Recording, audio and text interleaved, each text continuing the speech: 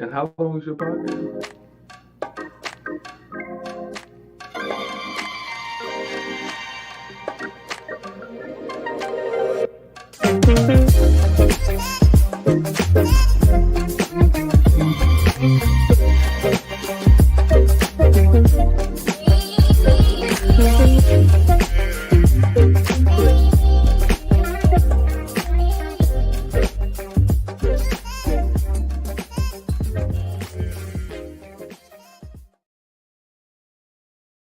What is good, people, and welcome to another episode of Real Talk with Marcus McCoy. Man, I am glad to be back. I am joined with U.S. Army veteran turned photographer, Mr. Kenneth Steward. Welcome to the show, brother. What are you doing? Yeah, man. I've been waiting for my boy to get on.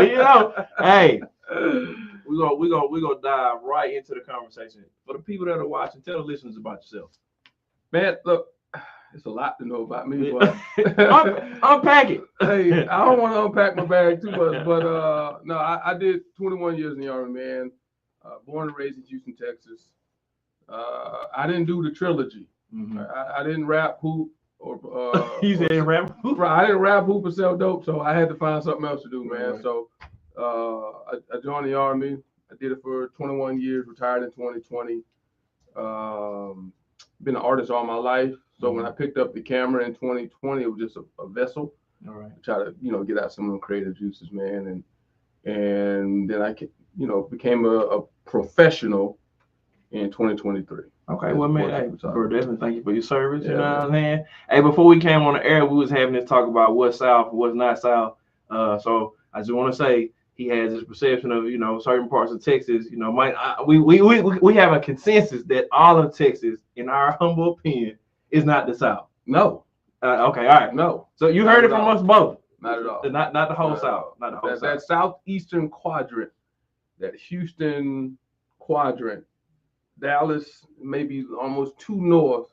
They say some they say some weird words, but they ain't their, her, but that just means you probably just need to go back to school.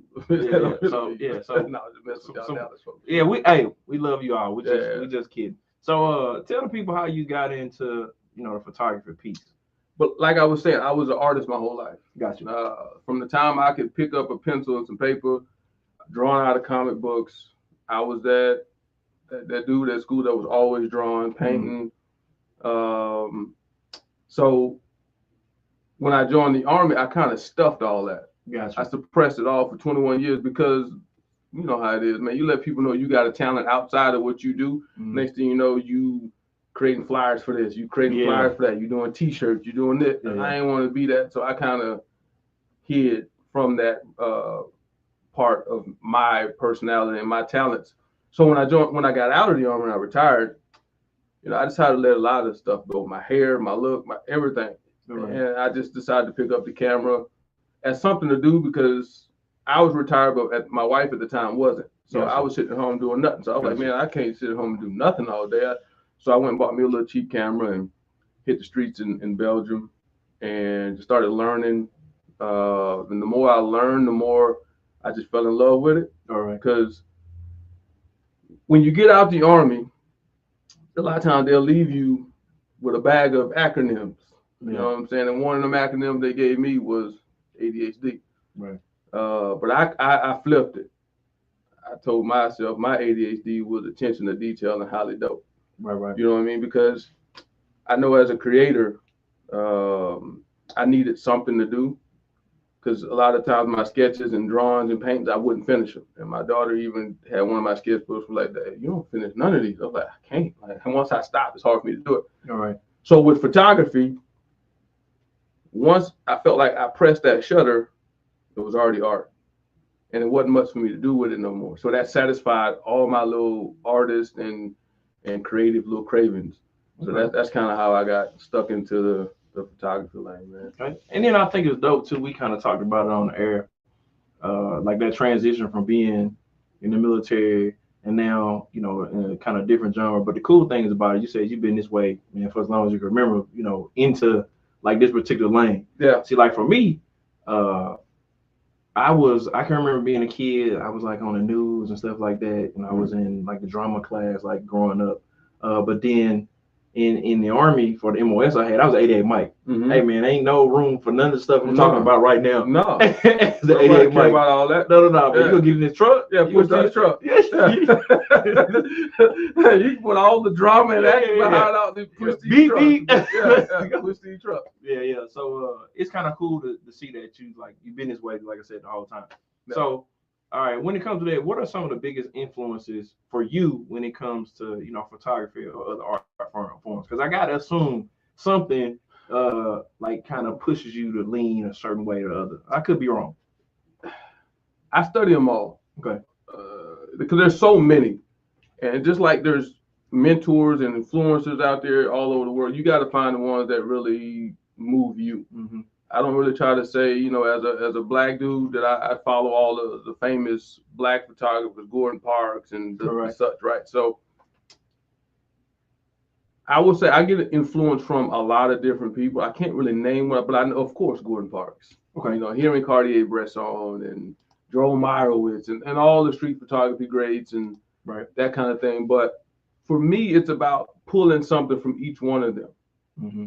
Right, like each one of them has something to share. Right, I may like the style of Gordon Parks. I may like the composition of Joel Meyerowitz, but at the same time, I don't try to go out and imitate what they do. I may take inspiration from what they do, but I don't try to go out and imitate it. So I feel like the culmination of my style is a combination of a lot of great artists around me that I've studied and watched, and that's how I kind of create and put my own twist on, my own vibe and swag on it. So, I mean, I like it. I like that. Oh, hold on. Let me see. All right. So now, look, I got to make this other point because I told you before we got on there, man, I get a little nerdy, but it's all good, man. I'm a nerd at heart too. So when I think about like what you just said, right? I think a lot of times because you just named a lot of like dope artists, right? Mm-hmm. I think what happens is a lot of times we get into these different genres, right? Mm-hmm. Is I think sometimes people on the outside they think that you're taking a lot of shots in the dark, and what I mean is there's no process. Like what you just said was very layered in terms of like how you get to what you're gonna do, right? I think a lot of times people see us in these spaces and they think, oh man, just like I tell people all the time, public relations ain't just picking up a camera and taking pictures and posting on social media. It's much deeper than that. And I think on the outside, I don't think they grasp it. I don't think they understand it. You want my real take on it? Yeah, man. Hey, let it out. Cell phones jacked it up for everybody. Bro. Facts. I think now anybody with a cell phone calling themselves a photographer. Mm-hmm. Right. And I was telling some people in the event I was at last night, there's a big difference between a picture taker and a photographer. Right. And then there's even another delineation of a photographer and an artist. So I just think the craft of photography has become so watered down with social media because you got people going to the bathroom taking pictures. Yeah. Eating their breakfast taking pictures, taking their kids to school taking pictures, and it's just oversaturated. So when you see so many pictures, it's like, what's separating this dude pictures from this dude pictures, or her pictures from my pictures? So I just think all the picture takers are saturating the market, and it's making it tough for jokers like me trying to make a living and put some bread in my pocket and pay some bills with, because at the end of the day, a lot of clients are like, why would I pay that much just for you to take my picture? I'm not just taking your picture. I'm trying to create art. You know what I mean? So that's where the struggle is starting to get a little real. Okay. So I can get down with that. So all right, so we're talking about like the planning process, right? Mm-hmm. What's your process for planning a photo shoot and from like concept to actual execution? Oh, so I'm gonna answer it on a client base, because I do work with a muse, and a lot of times me and her just bounce ideas off each other, and then we just got all the time in the world to knock it out, right? Gotcha. Because out of working with a muse, I'm only looking for 2 or 3 dope photos to add to my portfolio and add to hers. But when it comes to client work, man, there's a lot of ways that you got to do it to get them first understand the value of what you're trying to do. Mm-hmm. Because I like to tell my clients, I'm trying to create prints for you. I'm trying to create an album that you can keep, something physical, not just digital images that after the shoot I give you a thumb drive and off you go and you put them on your phone, and next time you get a new phone, they gone. Right. So once I get a client that understands that value, excuse me, this Fiji got me. Man, this carbonated, that is the best water in the world. It don't even come from Fiji. But anyway, but I think once I sit down with a client, I like to have one meeting before the session. Mm-hmm. A lot of times that meeting is just like this. Just so I'm an energy and vibe person, and I can tell by your energy whether or not, or how to approach you, what you're willing to do and what you're not willing to do. Mm-hmm. And you can get a vibe. For me, it's your opportunity to get a vibe check on me too. Yeah. Whether or not I'm trying to be that sleazy dude that just want to see you in your nighttime outfits and so forth and so on. And it's also a time that I sit down and I come up with their why. Right. One of the first questions I ask a client is why, especially women. Why? Why do you want to do this shoot? Especially if it's boudoir or something more sexy and elegant. Mm-hmm. And 9 times out of 10, it's I just want some of my power back. Right? They've been in bad relationships. They've had kids. They want that bounce back feeling. And especially now with the new year rolling around, I just ask them a lot of time, what better way to start your new year off with new confidence? You know what I mean? After a good shoot.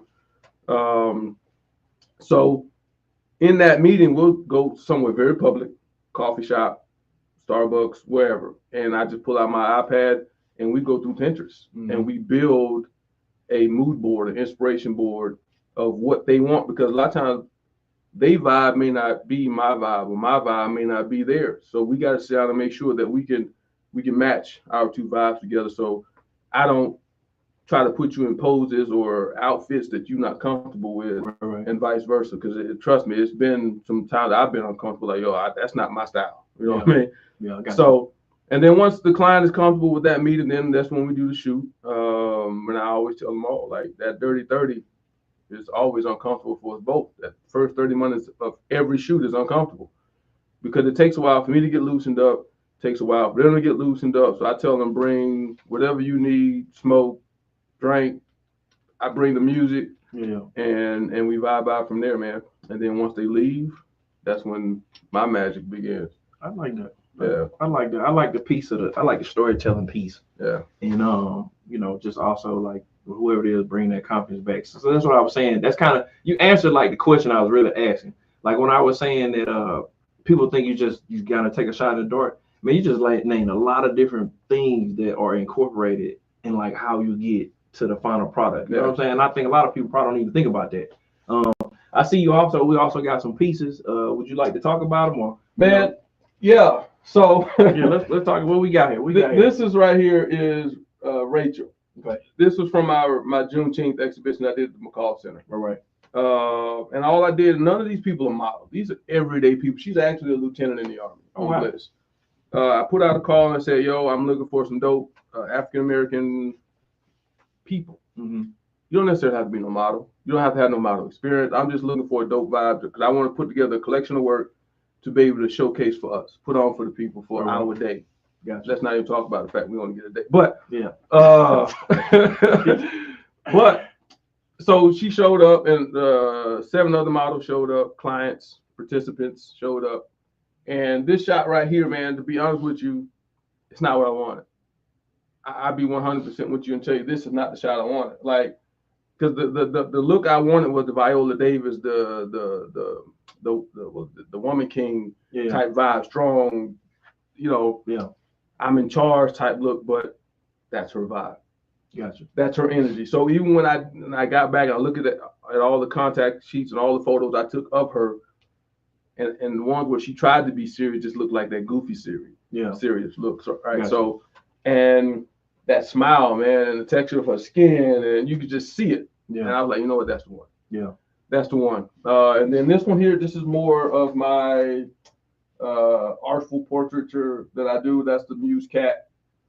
It helps me develop a lot of my style and help me just sometimes just be spitballing stuff, man. Gotcha. This is what I want. This is where I want to do it at. She's like, yeah, well, I'm not off that day, so can you wait?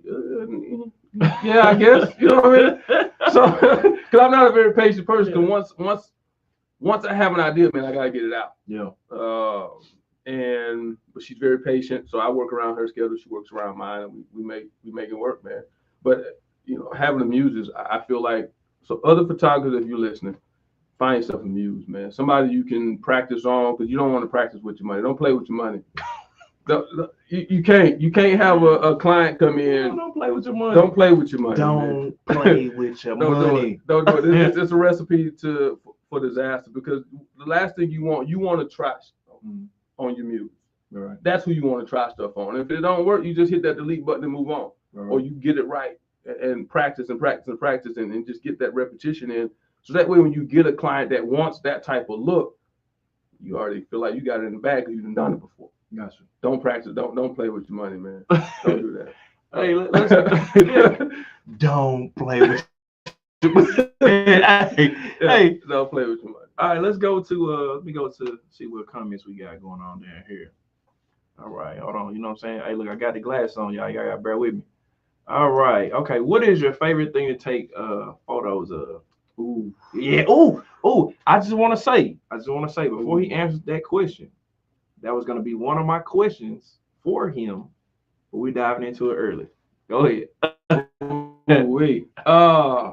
This is probably gonna upset. How do I say this? I like taking pictures of the real stuff, like the downtowns, the real people of the city. Every city I go to, even when I was in Belgium, I did the same thing. The displaced people, the homeless people, the drug addicts, the crime, just the nitty gritty. Like everybody, especially here in El Paso, everybody's seen pictures of them alligators, the Plaza building, the whatever. I try to go and I walk in them alleys jokers don't want to walk down. Right. And I try to put some shine on them, even though it's not necessarily shine. It's exposure. It's awareness. Yeah. Because I think some of us, we get so comfortable in our own little bubble of our own comfort and success in our house and our heat and our this and our cars, and we don't sometimes think about them folks that ain't got it. Yeah. That's real. And I even strike up conversation with some of the people and be like, how'd you get here, man? And a lot of times, and one guy chuckled and he really hit me here with his comment. And he had me thinking all the way back to the car. He was like, you know what, man? As I see people pass me in their cars, and then if I'm asking for money or I'm asking for this, I'm asking that, and they roll off, he said, I almost laugh. And I'm like, what you mean? He's like, man, because honestly, y'all one missed mortgage from being out here with me. That's real talk. Yeah. Y'all one missed car note from being out here with me. Y'all one bad divorce, one bad hit or some fentanyl or whatever. You know what I mean? So don't get so high that it's gonna hurt when you fall. You know what I mean? So it's just taking pictures and not just taking their pictures, but talking to them, getting their stories and all that kind of thing. Because honestly, chasing clients ain't no fun, bro. Yeah. You get a lot of no's and hell no's and nopes and don'ts and last minute backouts and that kind of thing. So that part is hard. Right. So I'd rather go out and shoot the folks and have a conversation with them, hand out jackets, coats, toys, and all that kind of stuff on my way past. So yeah. Well, let me ask this question. I'm like really big on mental health, right? Mm-hmm. Two-part question. Mm-hmm. Have you ever, in terms of like some photos you did, have you ever kind of centered around mental health? And if you haven't, would that be something you would be open to? Man, I'm open to all that because I struggle with my own mental health stuff. You know what I mean? So I don't feel like I'm too far beyond exposing it. So I feel like if I'm exposing it, it's to bring awareness to it, not to expose you. Yeah. You know what I mean? I'm not trying to, cause I think there's so many people in this world, especially with social media, now being a major part of all of our lives, that we get into that you know what I'm saying, feel it. Yeah. So yeah, I've even tried to do some projects. I tried a project on domestic violence. I took some lumps and bumps on the way. I had to realize real quick that some people ain't over their scars. Yeah. And a lot of the work that I was doing, I wanted them to open up. I wanted them to be vulnerable again and relive some of these situations so I can get the emotion in the pictures, the real tears. I don't want to spray no water in your face to get tears, you know what I mean? So, but then that's a slippery slope sometimes, it was, right? It was. Well, one particular client, it definitely was a slippery slope because apparently they were not out of the fire. Gotcha. You know what I mean? So I had to learn to make sure I patiently, and I almost have to interview them. Like, yo, are you good? Are you safe? Are you out of the storm and you seeing rainbows right now? Is your life on the mend, or are you still dealing with, because this stuff get national, local exposure, and if that person see it, they're gonna be right back in your life again. And I don't want to be the reason for that. I don't want to be the vessel for that. So yeah. I definitely feel that. Man, that's pretty deep. Let me see. Let me go to another. Let's go to Fedora's first question. All right. What has been your experience with collaboration and connected with other photographers?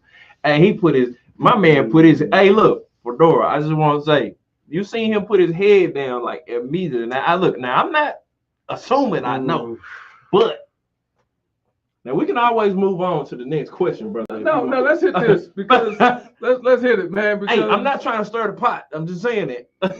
We about to make gumbo. Because it's messy. Let me read. What has been your experience with collaboration? Let me start with the collaboration part. Okay.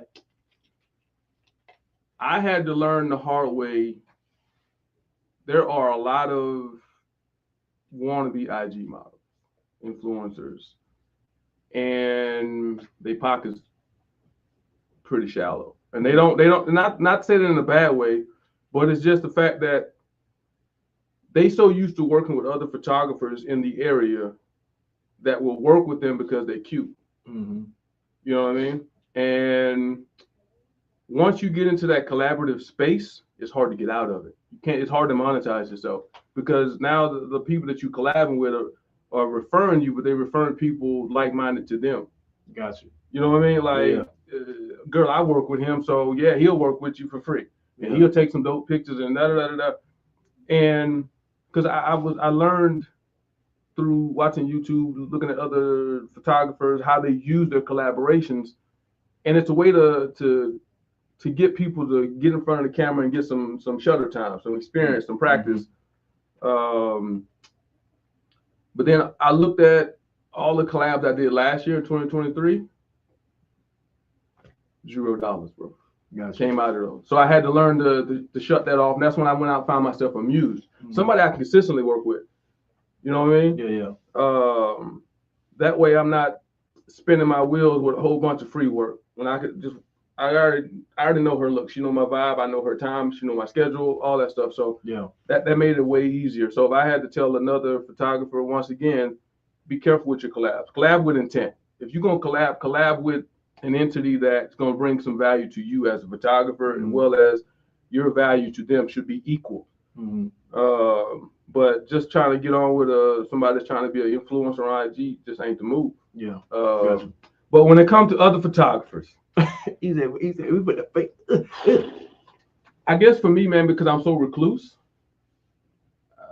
I'm boisterous, but I'm recluse because I understand that my vibe ain't for everybody. My vibe can turn to people also. I stay to myself with my opinions. But I'm a natural light shooter, which means I don't use a lot of soft boxes and lights and flash and all that stuff, backdrops. Give me a window and a room and we got a vibe. I'm gonna make it work. Mm-hmm. So when it comes to other photographers, I don't know very many more. I don't know of any other natural light photographers in El Paso. Gotcha. So it's hard for me to get with them and we both vibing because our styles are way different. But at the same time, the photography lane is so competitive and it shouldn't be. You know what I mean? To the point where I don't want to work with you because your work, I feel like maybe better than mine, you're going to outshine me. You know? And you're going to steal my clients if I bring them around you. I ain't trying to steal your girl, though. I'm just trying to work with you. Yeah. You know what I mean? I'm just trying to, because you may have something that you do that I can take from that meeting. Yeah. You know what I'm saying? Like I'm gonna take a nugget. I ain't gonna take your style. You know what I mean? That's your brand. I want to take something from that and be able to put my own little spin and swag on it and make it work for me. Yeah. But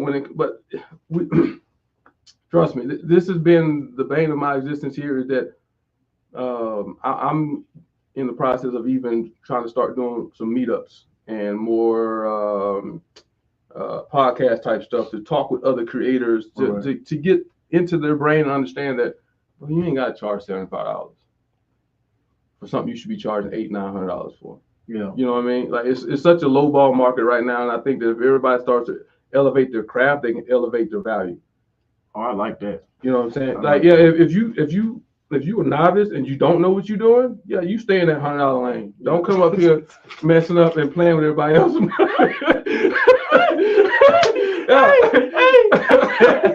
Get your stuff together. And I say that sincerely because I was there. Yeah. I was there. I go back and I look at some of my old work and I'm like, bro, I'm glad I stayed in the closet with this camera for 3 years before I came out here taking people money. Yeah.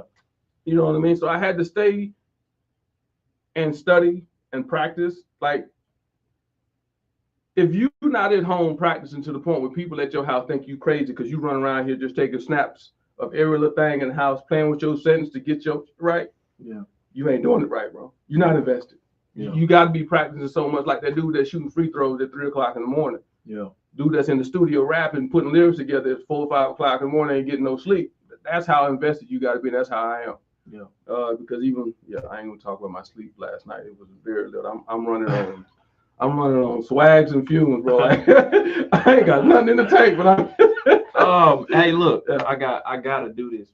Bring up Sarah Stark's comment. That is my mother, by the way. But before I, hey, mama. Yeah, hey, mama. Before I ask her question, I'd be remiss if I didn't wish my second oldest sister a happy birthday. She turned 45 years old today. Shay, I love you. I told you I was gonna give you a shout out. Now that's gonna be $500. You can just give it to me for a photo shoot. I'm collecting, but no, serious business. I want to tell you I love you. Yeah. Definitely glad to have you as a sibling, and I hope you enjoy your birthday. All right, so now to my mother, Sarah Stark says, what advice would you give someone that wants to get into the photography business?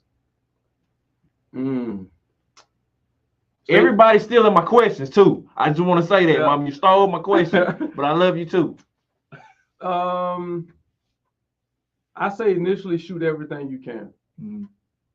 I ain't talking about pistol play, but take your camera out and shoot everything you can. Cause this is what I did. Shoot everything from dogs to kids to food to buildings to macro to portraits to landscapes to commercial, and then do that for about a year, right? And then you go back and look at all the pictures you took and you star them. Don't think about it. Just scroll and star. The ones that jump off the screen that you star them, right? And then you go back and you look at them all that you starred and try to find something common in a trend, right? Because it may be, bro, I'm a dope ass landscape dude, or I love portraits. I love taking pictures of food. I love taking pictures of flowers. Or the color red may pop out in a lot of your photos. That'll help you get started with where you naturally need to be. Gotcha. Because your brain is naturally going to push you towards one little thing or another. We all got our own little prejudice. We got our own style, swag, like whatever you call it. We all got that thing. And you got to find that thing and then niche it. Don't be scared to push yourself so far in the corner with doing something different than everybody else is doing it. You feel like nobody else is doing it. But at the same time, everybody has a style, right? And you can throw spaghetti sauce on a canvas and somebody's going to buy it. Yeah. Because they just think it's the most artistic thing ever. I like that it's spaghetti sauce. But I'm serious. Bro, out here talking. He said throw some spaghetti. Yeah. And somebody's going to buy it. Oh my God, it's so art. They're going to see something you ain't even seeing that. You know what I mean? Yeah. So I just say, just go out on a limb and just practice and make sure that when you do decide to go professional, because we all know and that's where a lot of debate with other photographers come out, is that there is no degree for photography. There is no certification. There is no course to say, okay, you are now knighted a professional photographer. Yeah. You could pick up a camera tomorrow and say, I'm a professional. Yeah. And that's going to ruffle a lot of feathers for folks that's been doing it for decades and they've been putting in that work. But we can't tell you now. You're going to go and file an LLC with the state of Texas tomorrow and you're a professional photographer and you ain't put in no work. Yeah. So that's why a lot of debate, trust me, in a lot of Facebook groups, and I'm in them.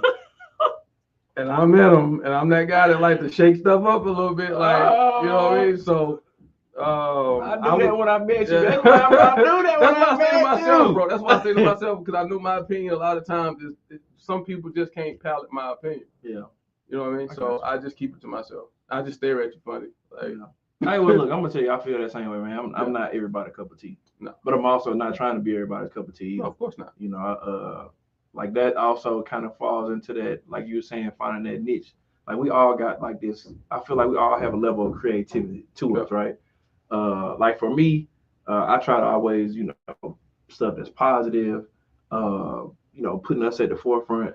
I like stuff like that, right? You know, mental health, mental illness. Like that's my, you know, waking up in the morning and just being grateful that we have another opportunity. Like just this right here, bro. You don't know how much this gonna do for my spirit, man. Like I knew when I met you, so I always feel like I'm a good judge of character. When I met you, I was like, bro, dope. And then like now, fast forward, man, a year and some change later, now we're in this space. So yeah, man. Let me go to another. Let me see. Go to Terrence Dingle's comment. Love you, mama. I would say is your gift will make room for you. Oh yeah, no, most definitely. Let's go to the next one. Now I'm gonna tell you how small the world. Man, me and this dude, we go back, Durgan, we go back like 14, 15 years to Germany. Hey, Durgan, I'm putting. Hey, look, I'm saying this on the live. I appreciate the love, my brother. Book me on your podcast. We talked about this the other day, man. Go, hey, sign me up, bro. Just let me know the date and time, and hey, we're gonna bring you on here too, man. He's also, you know what I'm saying, podcaster. Okay, that's what's up. Yeah, definitely. Like I was saying, like it's cool, like to see that transformation from being in the army to, you know, being in different spaces. So let's go to SD. Hey, she was also a guest. Oh my god. Hey, Sharon, how you doing? She says, what has been the most memorable moment shooting a subject, and how did it impact your life, if at all? Ooh. So they like you, man. I appreciate y'all. They like you, man. I appreciate y'all. Can I answer that in two parts? Man, you can answer. Hey, brother, you can answer however you want to. So, when it comes to the street photography and documentary style work that I do, and it's about to bring me, I ain't gonna say tears, but I can feel it already. I can still remember and smell the interaction. Just walking downtown and you see somebody that just look like you. Yeah. I saw this lady from across the street, freeform locks, right? Big, just the dopest set of locks I probably have seen, but it's because she ain't had no way to groom herself. But I saw it from out of all the stuff going on downtown. I saw it from across the street, and I beeline to her, and we just started chopping it up, man. And saw it from out of all the stuff going on downtown. It's just all the stuff going on downtown. I saw it from across the street. I made myself double the triple. But triple, right. It's just a matter of when I sat down and I started talking to her, man, her smile. Her smile was infectious. Her story, how she got on the streets, just everything there. But there's so many different interactions on the streets that when I sit down and I talk with them, that I can feel it. Yeah, I can feel it. That a lot of times all they want is just somebody to talk to. And then you go get them, especially now this time of year, go get them a cup of hot cocoa, some coffee, whatever they need to keep them warm. I dropped off jackets, and just that elation and just joy in their eyes. You can see it watering up. Right. And they're so used to people walking past them and dismissing them. So for you to just stop and spend time with them, that's all they really want. But from a portrait standpoint, I would say the first time I did something very artful and empowering for a female client, and she started crying. Oh wow! When she saw the images. That's when you know it's real then. Because so many people have such negative junk in their head about themselves. Yeah. Right. Being an ugly duckling coming up as a kid, I know I still suffer from a lot of them same scars. Right. So when someone gives me a compliment, I'm like, man, whatever. You know what I mean? Because for so many years I got picked at. And that stuff scars you, man. That stuff hits you every single time, right? Yeah. And as soon as you think you're healing from it, somebody peels the scab back on it. So taking the pictures, showing them the results, and to see her start to cry, I'm like, you good? Like, are they that bad? She was like, no, man. Like, I've never seen myself like this. You made me see a side of me, and you brought out a side of me that I haven't seen in years or have never seen. And I thank you for that. And that's what made me start wanting to work more with women for empowerment shoots, the boudoir shoots. And I'm like church, bro. Come as you are. Yeah. Don't be talking about, I put it like this. Every client that I've ever had tell me I need to lose X amount of pounds first and I come see, I ain't never seen them. Because that's just you moving that mark again. You just keep kicking that can down the road, right? Yeah. And I just tell them like Nike, man, just do it. Just do it. Come as you are. And I'm professional enough that I know what poses to put you in to not show some of the stuff that you don't want shown. I always ask my clients, what's your favorite body part and what's your least favorite? I want to show off the favorite and I want to stay away from, as much as I can, the least favorite. I want to drown it in shadow to the point where you can't even see it.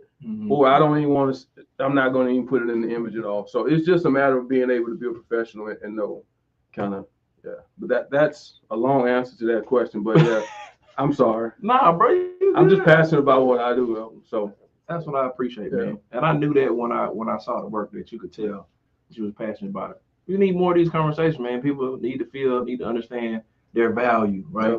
And I know as adults, man, when you got all this different stuff going on and life is life, and then some people would say, man, a lot of times we diminish our own value, but a lot of times we place value on how others perceive us or see us, which I think is like one of the worst things we could do.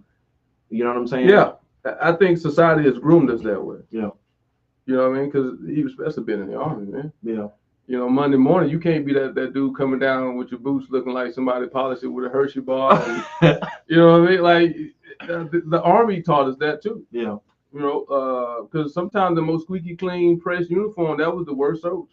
Yeah. Oh, yeah. That was a dirt bag. But he wanted that day off. Yeah. Oh man. Look, hey, hold on. Hey, look. Bro. We finna go left real fast.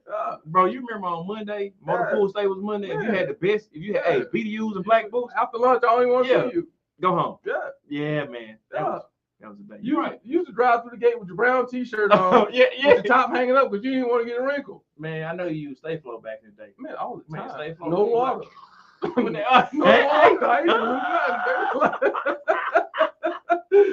water. Thing was standing up by themselves in the car waiting on me in the morning, man. Yeah, man. So this is my generation. And I left like, you know, when you separate, I didn't separate all the way. Mm-hmm. I left about a quarter inch of it still stuck together, and I waited to get the formation to break that final little quarter so it was nice and crispy. Yeah. It's little secrets, man, little nuggets. Oh yeah, they don't do that. Yeah, I was just gonna say they don't need that nugget. They ain't doing that. You know. Yeah, that's old Army. So how do you we talked about the market being oversaturated, right? Mm-hmm. So this kind of goes back to that. Like with that being said, two-part. Being that it's oversaturated, how do you stay creative in an oversaturated market? And then how do you avoid being burnt out from being in such a like a visual market?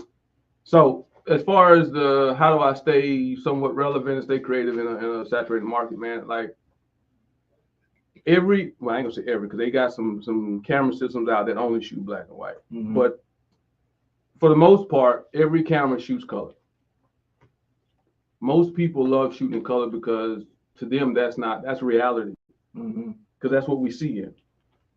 But the problem with that is the fact that there's only so much I feel like you can do with color before it starts to look abstract.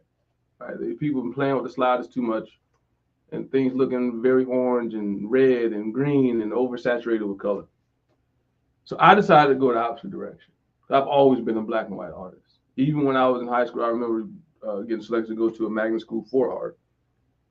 And we had a still life set up in front of in the middle of the class, and then you had to pick a part, you had to draw, whatever. I did mine in black and white. A lot of other people, all the rest of them did theirs in color. Gotcha. I just see things that way. I've always been drawn to the black and white. But as far as, what was the second part of that question? I'm sorry.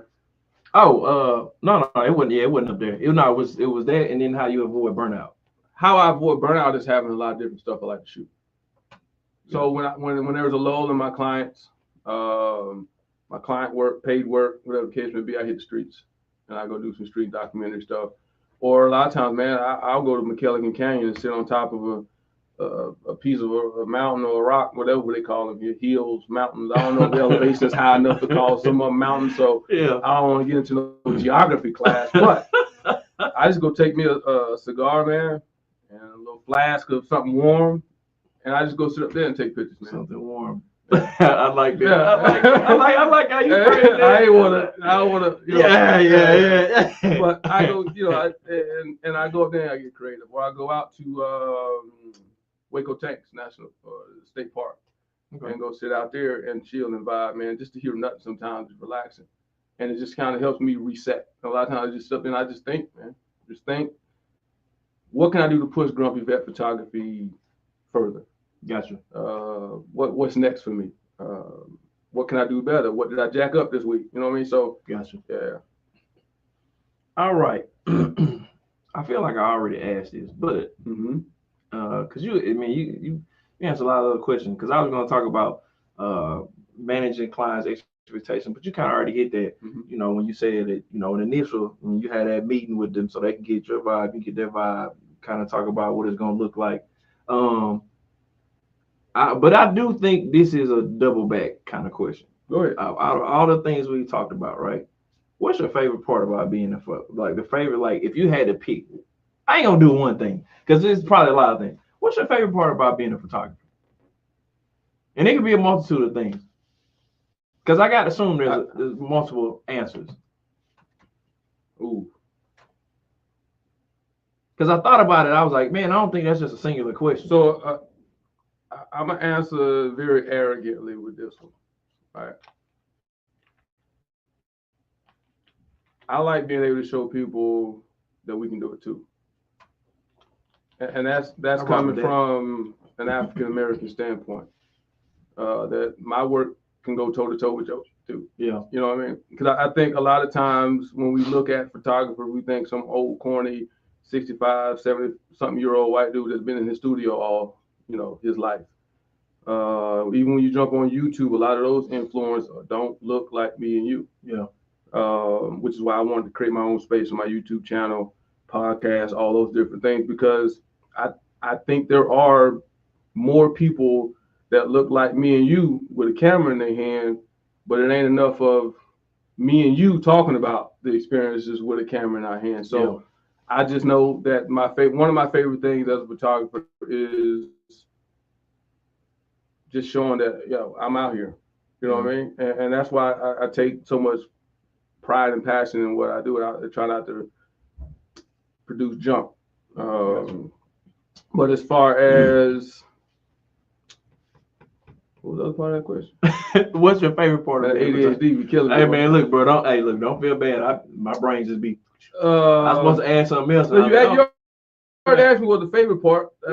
It was just being able to show people that my work dope too. You know what I mean? And then working with clients and seeing the picture, and then working to make it art in the lab, in my office. You know what I mean? Because I try not to do. I'm not a heavy editor. If it was there when we shot, most likely it's going to be there when we finish. You know what I mean? I may tone it down a little bit. I may play with some of the little light, but I try to make sure that I get 85 to 90% of what I want in camera with my settings before I go to the lab. Because I'm gonna say this. This might make a lot of people mad, but I don't care. Artists get it right in camera. Photographers, hobbyists, people that's just playing, they just take a picture, then they throw it in some software and try to make something out of it. Okay. And you know that old adage in the Army, you just out here trying to polish a turd. Yeah. You know what I mean? Like, make it look right first. Take your time, know what you're doing, get it 85, 90% right. That way, because I had a client, I had a lady at the market I was at yesterday. I asked her about her experience with a photographer. When I asked her, when last time you had a portrait shoot? You know what I mean? And she's like, it's been a while because the last time I did it, I didn't like it. I'm like, what did you like about it? She was like, honestly? I was like, yeah, be honest. It didn't even look like me when I got the pictures back. Yeah. They over-edited them. Gotcha. They retouched and they did this. And now she's coming back looking like a little porcelain dog because they took all the texture and everything out of her skin. You know what I mean? So yeah, I think my favorite thing about being a photographer is making people feel empowered when they're done. Gotcha. Can we bring Sarah Stark's comment up? Hey, look, man, one thing I'm gonna do, I'm gonna show my mother love. Hey, that's gonna happen. Hey, I appreciate you, mama. All right, so there was a survey I did, and we kind of talked about it before it came on the air. But I want to ask this question. So I did a survey on my YouTube channel, and the question was, what do you value more in life? And then I said, I had to put a disclaimer that it was anonymous. But I'm gonna give you the breakdown, and then you tell me what your answer is. Okay. So the 30% of the people who voted said, well, let me get that. My bad. Let me back up. Let me give you the options. What do you value more in life? The first one is adventure. The next thing is stability. After that is success, and then relationships. 30% of the people pick relationships. 53% of the people pick stability. 9% of the people pick success, and then 8% pick adventure. Who will be your answer? I feel like one of them answers creates the rest. Gotcha. And I feel like that's success. I think with success, you get stability. With success, you create relationships, right? Foster relationships with the right people. Because in order to get that success, you had good relationships. You know what I mean? The adventure part, man, you can start getting adventurous once you get the success, and now you can afford to go to some of these adventurous places. You know what I mean? So I'm not saying that success means rich and famous. Success to just mean wherever you need to be. Yeah. Whatever your goals were. So yeah. Yeah, and I like that too, because I always say that like our versions of success are different. Mm-hmm. We have different goalposts. My ideal of success might not even be something that's really complex. My ideal of success is just be, hey man, I woke up, got money in my pocket, food to eat, roof over my head. It's all about perspective, and I think that's too the dynamic of why those people answered those questions kind of like in that context. I know one of my friends, I know just by knowing what type of person he is, I know he picked relationships. But I know he picked relationships because he's really honed in on his relationship with God, because he feels like if he has that relationship, then that's going to make everything else successful. And he's going to cover all those different boundaries. But you know what's funny about that? I think if you ask 10 people and you say the word relationship, they're going to think with a tangible person. Yeah. So for that one person to kind of flip that and say, nah, my relationship that's most important to me is with the Most High. You know what I mean? Yeah. So I think a lot of social media drives a lot of how we answer those questions too. Oh yeah. Because all we see on social media is somebody rich and famous and some get rich quick schemes. Yeah. And, I made this in my first year of this, and now everybody think they can run out and do that, and then just that's where the millennials comes in, because you ain't able to get to that, to there. You know what I mean? Yeah. But I think a great part of that is we just gotta learn how to be grounded and rooted in like what we deem one of the things that's important. Yeah. I never let anybody else determine my success, what I'm gonna do. It's crazy, and I'm sure you probably experienced this. You got people that feel like they have some type of influence on the level of success you and I are gonna have, right? I don't feel like nobody controls. At the end of the day, we got free will, right? Yeah. So if you go out there and I'm a firm believer, man. If you was in the gym shooting, nobody's out there, you practicing, you're gonna get good results because you put the work in. Yeah. So it's not. I don't feel like it's about. Now, don't get me wrong. We need relationships. We need to create partnerships, connections, that type of stuff. But also, man, I feel like your success or lack thereof, that's on you. Well, yeah. So I'm a big Slim Thug fan, man. I went to school with that joker, man. Really? Yeah. He don't know it. He don't remember me. But I remember him. Oh my goodness. Slim Thug, if you're watching. Yeah, I went to school with that joker, classmate, man. And he posted something on his Instagram and I tried to filter it where he said, man, if you wasn't in that studio with me, man, I don't owe you nothing. Yeah.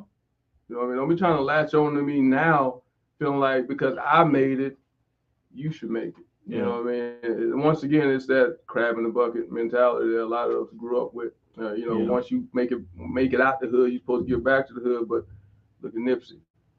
Yeah. Look at Dolph. Look at all these folks that are trying to go back to the hood or stay in the hood and get knocked out by the same hood. So I just feel like success, it's a one-man show, one-person show, and that's you, right?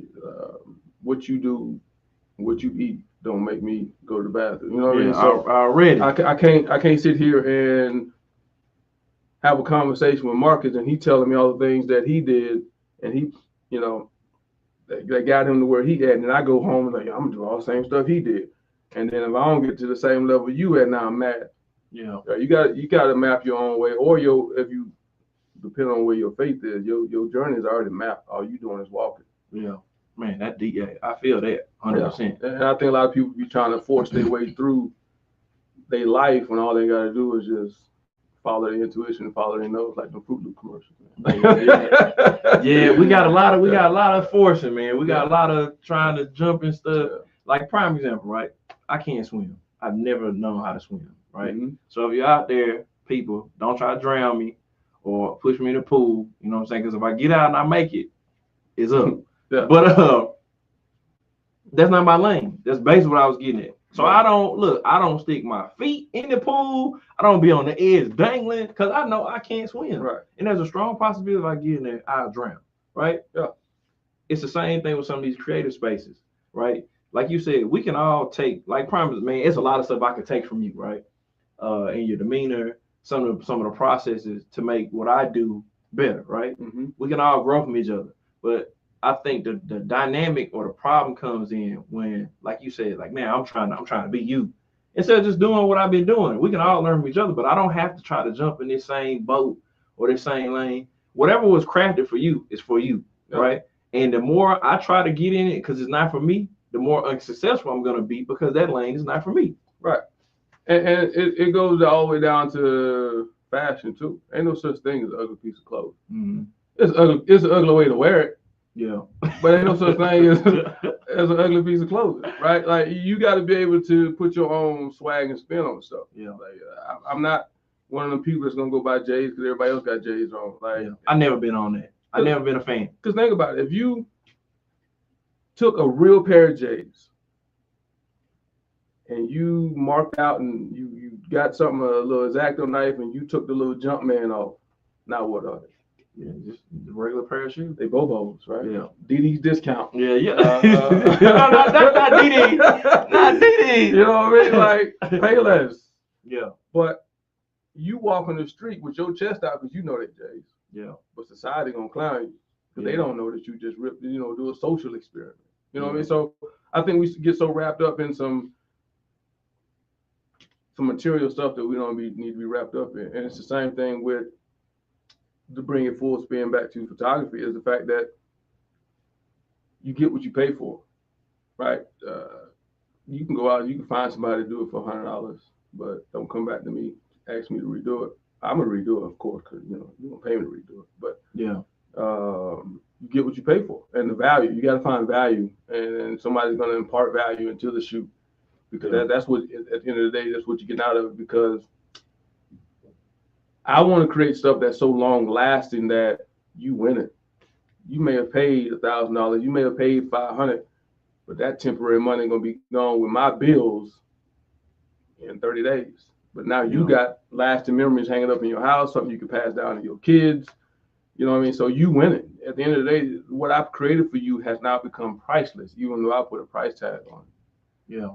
So that's what I'm out here trying to do. I feel that. Oh, El Paso. If you didn't know, look, you see, I was feeling real El Paso. Like I got the Chihuahua shirt on. Hey man, there's a lot of he is an example of what I'm saying. There's a lot of great things going on in the city, man. We got people doing some amazing things. So I gotta give this shout out. You know what I'm saying? Let me tell you about fate, right? So I'm not a big newspaper guy, right? They still make them? Yeah, they do. But I'm not a big newspaper guy. So I don't I have, paper delivered to my house, whatever. But I'm saying if it's just me, again, it kind of goes back to you saying that everything's so oversaturated. I can find out what's going on right now and just get on my phone. Right. But for those who don't know, our new mayor-elect is Mr. Raynard Johnson. So I definitely want to give him a shout out. And for those who don't know, if my history serves me correct, he is going to be the first African American mayor of the city of El Paso. So that's just another example of how El Paso is growing. Not that it was stagnant, but definitely got to give him a shout out. We definitely be behind him. I know he's going to do some great things for the city. Man, we here. Yeah. Oh yeah. We here. Facts. We here. We've been here. You know what I mean? Yeah. Yeah. We got what? That's a win. That's a win, man. Yeah. We gotta celebrate that. Yeah, absolutely. Yeah, man. Man, definitely want to appreciate, man. Say thank you for coming on, man. Man, anytime, man. Hey, I gotta ask. I do this to everybody. Hey, you gonna come back home, right? Yeah. Okay. All right. So, but I mean, scratch mine, scratch yours. Oh yeah, bro. I got mine popping too in 2025, man. Hey, bring me on. Yeah. Hey, it's gonna be called talking. Yeah. I can't say it on here, but yeah. It's some other words. Yeah. Yeah, man, definitely, bro. You got, bro. Yeah. Just let me know when. I'm down. Yeah. It ain't gonna be as produced. I mean, you got the whole. Stop it, man. Hey, man, stop it. Do not listen to him. Man, that's nice up in here. I mean, yeah. I got elephants can't see. Yeah. Hey, yeah, my baby comes in there. He said, hey, you doing it big in here, man. Man, yeah, backdrops and man. Hey, man, You got security? Yeah. Hey, look, if you was in here, you don't know what he's talking about. We are safe. Hey, come in here playing if you want to. Yeah, we safe. We good. Yeah.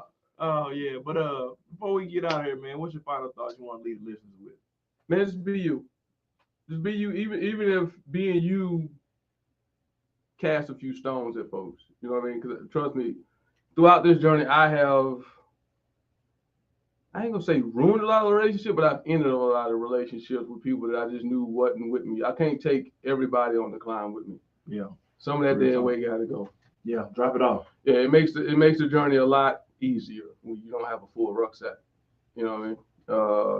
So I just feel like if whatever you do, put 100% into it. That whole adage of 110, and that's BS. Yeah. You know what I mean? Just put 100% of what you got into it. Just make sure you have a nice work-life balance, and just keep all faith with the Most High, and you'll be all right. Absolutely, man. Definitely appreciate that. So, let me see. How do I want to sum up my father's thoughts? Because he been in my head this whole time, and he don't say a lot of cool stuff that I would have threw in there, but he got it. Like he said, piggyback, just hey man, be you, and guess what? They'll adjust, or they won't. It still gotta be you at the end of the day. So hey man, keep grinding. Always believe in yourself, even if nobody else does. And man, you just know when you put in the work, you gotta be willing to live with the results. But I invite you all to tune in to the next episode of Real Talk with Marcus McCoy. But until then, El Paso is up, and it has been real.